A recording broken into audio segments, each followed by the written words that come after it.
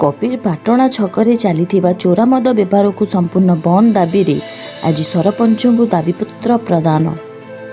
जगतसिंहपुर थाना अंतर्गत अड़ा ग्राम पंचायतर कबीर पाटणा हनुमान छकठारे दीर्घ दिन धरी खुलमखुला चली चोरा मद बेपार को विरोध करी आज पंचायतर 3 नंबर एवं 10 नंबर वार्ड शताधिक ग्रामवासी एकाठी होई कबीर पाटणा हनुमान छकठार एक विशाल रैली बाहरी पंचायत कार्यालय सम्मुखें पहुंचवा पर विक्षोभ प्रदर्शन करने सह सरपंच को एक दाबीपत्र प्रदान करथिले।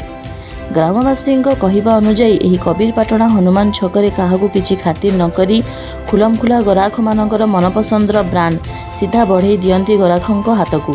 सकाळ हिला मात्रे लागि जाए गराख मानक भिड़ एमिति कि दिन तमाम चोरा मदर आशार मेलाई बिक्री जारी थाए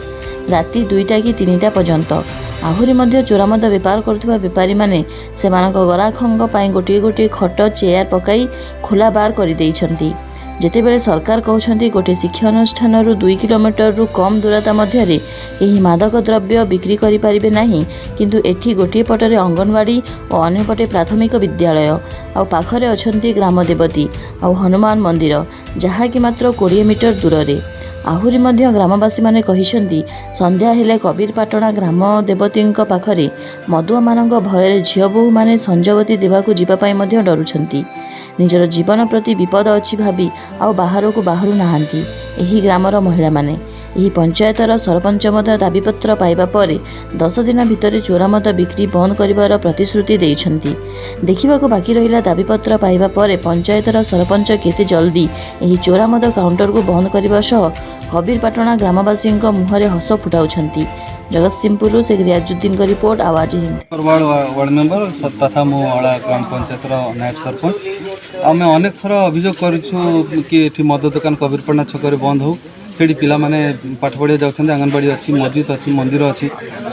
प्राय अनेक समय बहुत वर्ष है आम कही आसुँ से बंद हाँपाई कौन प्रकार ये से आम सरकार द्वारा कार्यानुष्ठान आम देखिपारनु जहाँफल आम आज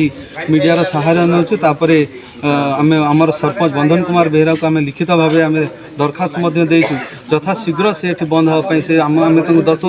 15 दिन समय देते से कहते मुझे 10 दिन भितर बंद करी मुझे करी। शांत कुमार मल्लिक मु 3 नंबर वार्ड सदस्य अटे। आमर ये जो कबीरपाटणार मुख्य छक जोटी से छक ठारू मात्र 50 मीटर भितर अंगनवाड़ी ग्रामर ग्राम देवती हनुमान मंदिर मस्जिद कबीरपाटणा उर्दू पूरा विद्यालय अवस्थित अटे। ए जगार पिला माने अंगनवाड़ी जावाई असुविधा स्कूल जावाई असुविधा गाँव स्त्री लोक मैंने सौदापाई आसापी असुविधा जहाँफल कि चोरा मद ये एत मात्रा बिक्री होची से मनीष को कौन भाव में खातिर करना दिन दीपहर माने पोलो पर बटल बाड़ी माने दमनगिरी कर यार आम अनुरोध करूँ आपण माध्यम यहाँ केमती तुरंत यार समाप्त करा ये अभियोग आम आज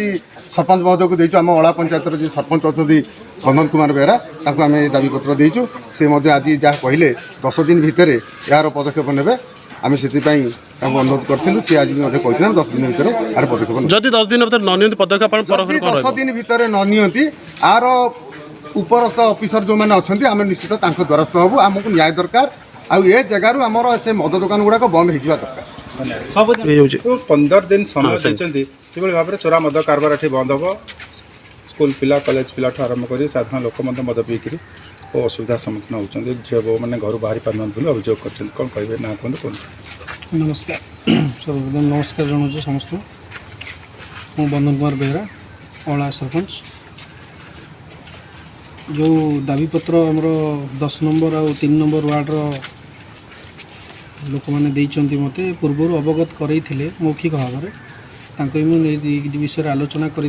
आम लिखित भाव में गोटे अभियोग दिंतु जोटा कि आम मौखिक से कार्य करूना लिखित भाव में अभियोग दिंतु ताकि आम निश्चिंत कार्यानुष्ठान ग्रहण कर जो 15 दिन दाबी देते 15 दिन भितर किसी कार्यानुष्ठान नि निश्चित भाव में प्रशासन सहित आलोचना करी 15 दिन भितर कौन 10 दिन भितर आम चेष्टा कर